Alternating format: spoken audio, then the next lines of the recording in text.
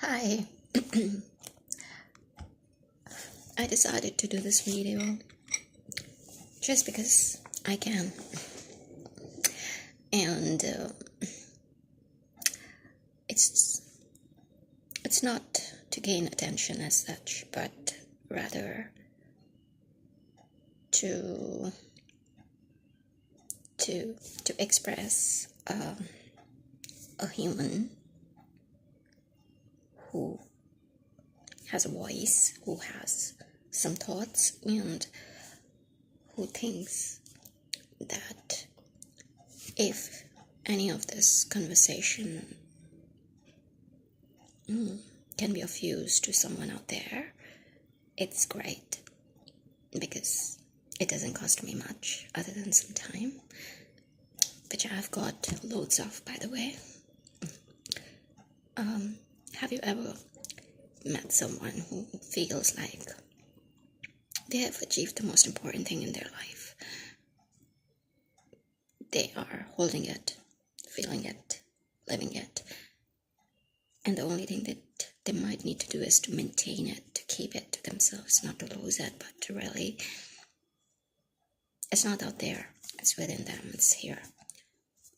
So now that the rest of the days that are gonna be in their lives is not more about the wanting to achieve things, but rather making the most of the day by doing what they love doing, sharing what they have, which they can easily share with the world without ever feeling that they are depleting or having something to reduce. It can be knowledge, it can be love, it can be wisdom of some sorts, it can be their own time, which they have a lot of, like me, or words and thoughts, which we all have ample of all the time. Like they are like this resource of energy that can actually keep us awake 24/7. So yes, so this particular video or an audio is actually about today. Today was one of the days which could be very normal Monday for many, but for me it wasn't a normal Monday. It was one of a kind of a Monday, and I'm looking forward to more of these Mondays for the next 2 years because I'm starting a course. And it's a graduate diploma of learning management. And what I was not expecting from this course was the fact that I will actually be enjoying and getting quite a lot in just a matter of hours. I'm being taught by Greg Hardy, who's an amazing individual with loads of experience of real life and world, and which I'm lucky to have, as it was fated for us to be taught by him. So whenever you come across someone like a teacher or a situation or an experience, which can be pretty harsh at times, and sometimes like a loving embrace of someone, which feels like you come home to something. So these experiences are created in your fate. And the reason why they are so imbalanced into harsh and good is because they keep you sort of grounded. You don't get too much of a lot of good things, because then you might not be able to grow very well and equally. So you keep a little skepticism in you, criticism in you, and at the same time you have a lot of affection in you and hope in you and positivity in you and creativity in you. So you will have these two, and you will work around and make a beautiful not a perfectionist kind of a life, but a more realistic kind of a life, a real life. But that's so much more beautiful art than just a flawless one. So, you bring your own art, and you are an art, and your life has to become an art, and it's more about your perception of looking at it. Because I met this young boy yesterday on a awards night, which I was not very happy to go to, but I was invited and I couldn't say no. And so I must show up when I can't say no. And despite not being very eager to go, I still ended up going there, and I met Luke, a 14-year-old kid. And he reminded me of my brother. I will not take my brother's name because I know he doesn't want any attention, and I want to respect his privacy. So I've got 3 brothers, by the way, and he reminded me of my brother so much that my sisterly instincts got into this protection mode on, and I wanted this kid to be protected from any sort of harm, not just for the harm that the world can give it to him, but also that one that will eventually spring out from inside of him. Because trust me, it's our thoughts that can be our biggest enemies sometimes. Even when the world is not the enemy, you can actually be harboring an enemy within you, in your negative thoughts, in your weak thoughts, in your perceptions. And of course, I know he's gonna struggle with a lot of all sorts of drama that we all went through when we were in our teens, and we still are every single day of our lives. We are still learner, we're still kids, just a little more different and changed, but we still are the same people. I still feel this way about myself. So this kid, when I looked at him, I felt like, Luke, you're the most amazing human being in this world. Just like the rest of many. But I feel, of course, I was feeling this way because he reminded me of my brother, who I love a lot, and who I may not have loved him as much while he was exactly how he is now, because I was too young and we were fighting more than we were loving each other, of course. But I know my brother was the kindest soul I know, and Luke, I don't know how kind he is, but he's a very, very good guy, a very, very good kid. And it's like I just wanted to preserve that goodness in him, so the way the life will stretch him in all corners from all ways. I don't know how and what he'll become, but I would hope that he could understand this one fact about him, that he doesn't need to add a lot to himself in order to feel worthy. That right now, just the way he is, just the way he dresses, just the way he looks, just the way he feels, he's perfect, like flawless, like as flawless as the moon we see, or the sun we see, or the flowers that bloom. With humans, the thing is, they cannot appreciate their goodness until someone comes and tells them, you're beautiful, or you're good, or you're amazing, or you're perfect. And sometimes even when people do that one time, it's not enough. They want these assurances every single day. Every time. They just don't feel like, okay, I've been told this, I'll remember this, I'll fix this in here, and I'm never gonna doubt it. It's not gonna happen. Every single day, you're gonna forget those 10,000 compliments that have come your way, fishing for just one more to come your way again. It's more like maybe needing to have a bath every day. It's like needing to have a compliment every day, because if you don't get it, you'll feel you're not as good. But I don't know, it might not come to his way, luckily, or it might not, and that will be the struggle, and how he maintains his goodness and the joy of being him, at the same time wanting to change just so that he can get more approvals Sometimes not just from the rest of the world, but from their own expectations of how they want to be seen and be in the world.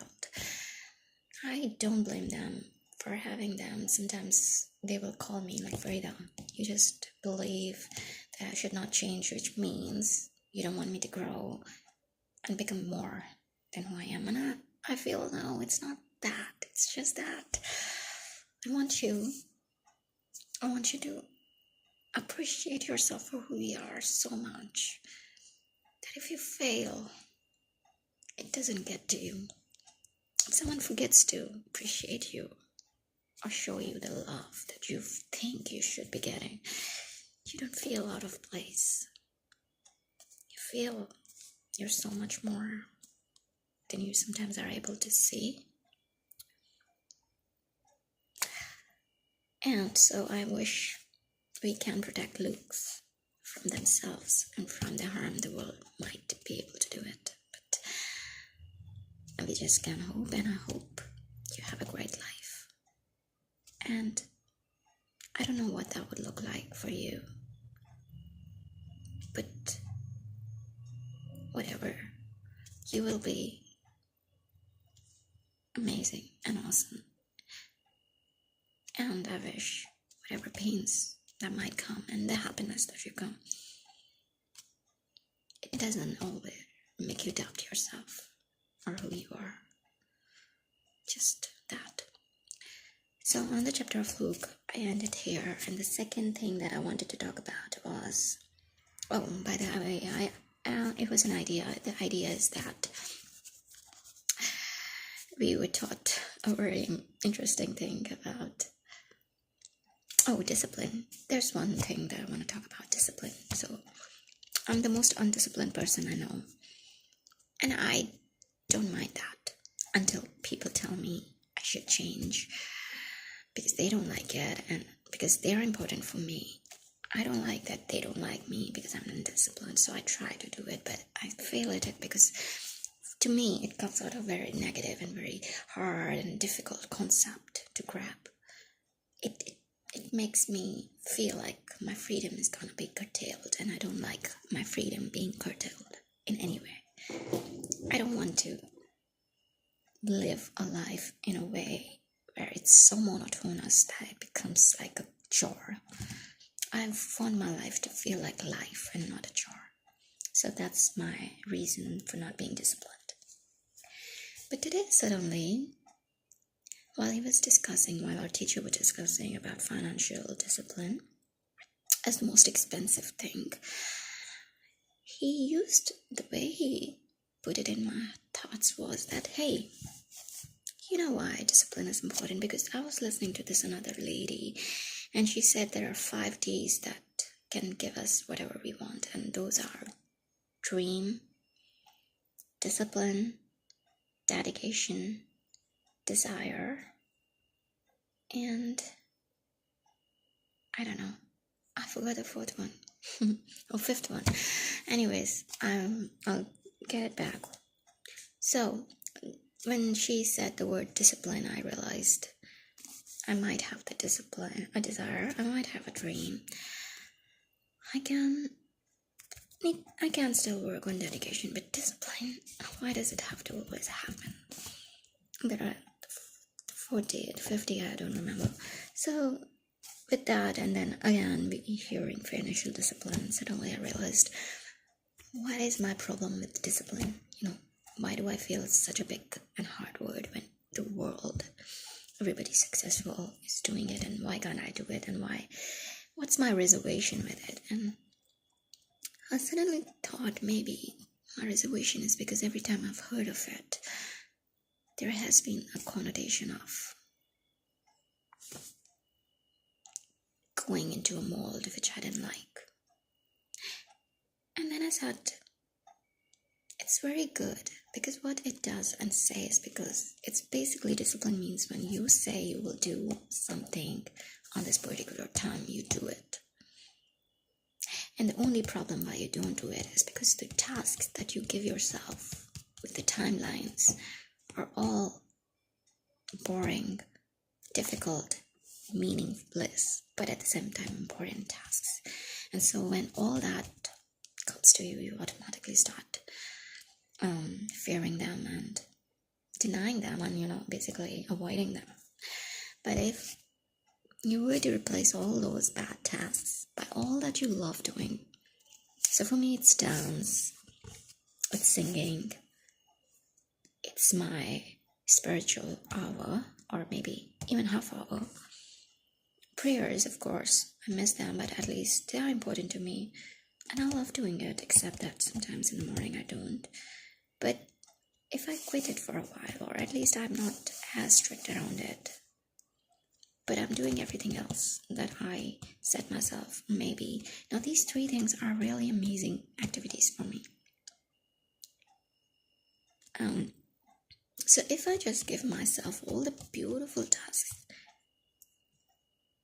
and I give myself the times that I need to do it, or at least if I can't put a certain deadline or timeline for it, at least I make sure I say to myself, I'm gonna spend half hour singing, half hour dancing, half hour creating something, blogging, maybe 1 hour blogging, or this, this. And I just stick to that. And I don't give myself these second options that, hey, today someone died. Today, this Iraq and, like these many kids died somewhere in the world, or they're starving. So, I shouldn't dance, because how can I be happy when someone is so sad? Or this friend of mine said this, and how can I dance when I'm not so happy? Or how can I sing when someone is crying? Or today is 80,000 people died today. How can I sing? I don't. But that is how discipline is, because this is what's usually happening when I end up not dancing or singing. Okay, I can still sing, but dancing. And the reason is I always feel guilty for dancing because it's a happy moment for me. And every little sad thing is enough for me to deny my own self this happiness, because I feel it's wrong. And when I do that, I don't do that. But you know what happens? Because I don't do that happy thing that I scheduled, the rest of the chores take a toll on my life. Because they are important, because they are serious, because they are all that. You never forget to eat food while you're listening to the music, or you're listening to the news that someone died. Even when your own family member dies, you do not stop eating. Nobody stops you from eating. Nobody stops you from sleeping. Nobody stops you from drinking water. Nobody stops you and tells you or puts a gun on your head and says, don't do that. You do that because you want to live. You don't die with them. Nobody likes you when you would do that. Everybody will try to protect you from that, but when it comes to dancing, suddenly you feel, I can't do that because how can I be happy in this moment? And so the discipline goes out. And I'm not saying when someone dies you have to dance, but the point is, you should not put this thing in the context of happiness and joy, but rather your own health and well-being and life and purpose. And that is why discipline is a hard thing for people, because they feel that they should only put discipline when they are working for other companies. Because of course, your boss wouldn't like if your grandmother died and you don't feel like working or showing up on work. For them, that doesn't work. And you will find a reason why it shouldn't work. But why dancing shouldn't work for you like that? Why wouldn't you give yourself that permission to act ruthlessly for your own well-being? And that made me think maybe discipline is definitely not a bad thing, because all I need to do is use the activities that are important to me and not shy away from them just because something outside of my control is happening and making me think I shouldn't.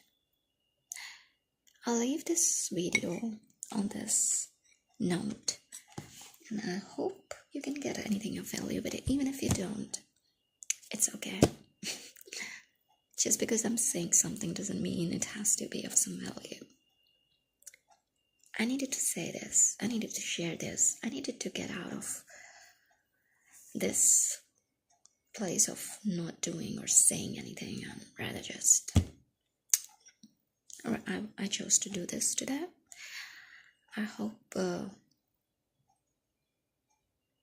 you have a wonderful evening and a week.